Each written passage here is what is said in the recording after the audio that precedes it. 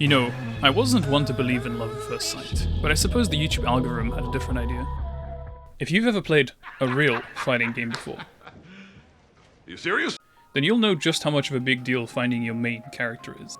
These games are complicated enough already. The numbers! What are they saying? So spreading your knowledge in practice over a huge roster of characters will end with you becoming a jack of all trades, master of none. Sure, you'll be good at the universal mechanics of the game, but you probably won't be as good as people who specialize in only playing one or two characters. There are tons of ways people go about finding their main, with countless videos going over the smallest of details to consider. Well, I'm here to tell you that finding a main couldn't be easier. You see, as a quirky introvert, I often tend to overthink things, so over the years I've been making an effort to streamline aspects of my life, and sometimes, the simplest solution really is the best one. Be me. 20-something YouTuber. See funny meme about video game OST. Algorithm suggests me some videos related to said meme. There's a fighting game with a big dude that can command grab people and remove a third of their health. I have to main this character.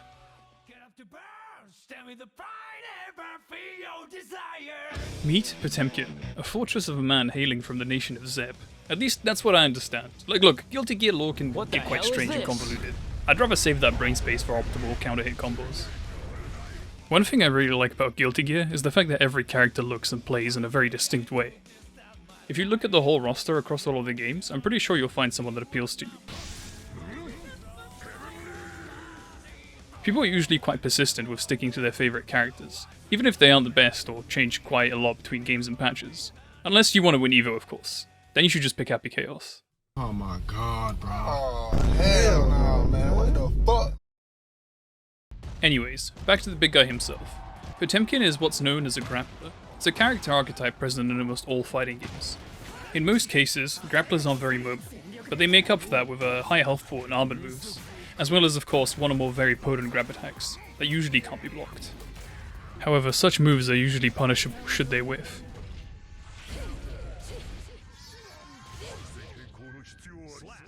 Still, there are a few ways to secure that titular Potemkin Buster. You could use it to punish a move that's not safe on block. You could jump scare your opponent with an unexpected grab. Or you can do the old reliable and get a hard knockdown. This is where the fun begins. Once your opponent has been knocked down, you have what people refer to as Oki. Short for Oki-zeme, meaning wake-up attack, essentially meaning that you have an advantage when the opponent is waking up. From this point onwards, a guessing game known as Strike Throw begins. Your opponent has to guess if you're going to attack them on wake-up, such as with Potemkin's Close Slash or Garuda Impact. Or go for a grab, such as Potemkin Buster. Mashing a fast move, such as Jab, will stop your grab in its tracks, but it'll also get beaten by a well-spaced attack. Meanwhile, blocking will lose to the grab, but it will obviously protect the opponent from any other attack. This is a very basic overview of the interaction, as there's always more depth to these kind of things. Nevertheless, this is exactly where that sweet neuron activation comes from, that dopamine spike that all grappler players desire. There's just no other feeling than getting into your opponent's head and guessing exactly what they're going to choose in that strike throw situation.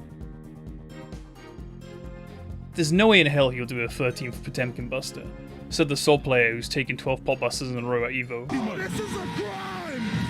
So backdash, jump, do something, yes! Oh no! Oh my god! It's so violent! Now, some intellectuals among you... Fuck, I've done this like multiple times, why do I laugh about it now, what the fuck? Some intellectuals among you might point out that there's technically more options that the opponent can take. Backdashing can still be beaten with a strike, such as Garuda or a slower attack. Now, jumping. Let's just say you don't want to make your jumps too predictable.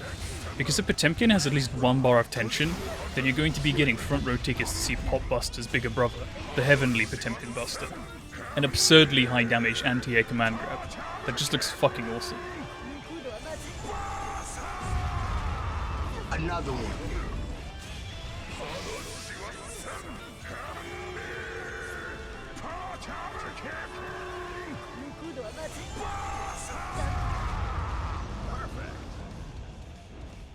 So hopefully you sort of understand why people like me would enjoy this sort of playstyle.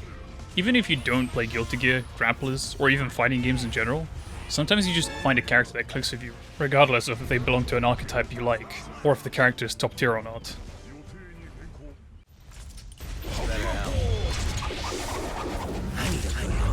Damn, I think this hammerfall's gonna hit regardless. Better Roman cancel just to be safe. Shit, I think his super's gonna hit. I better PRC and block.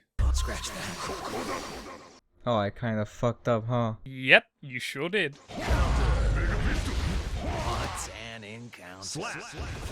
It's so over. 요크야타. 기관세요. Potemkin wins.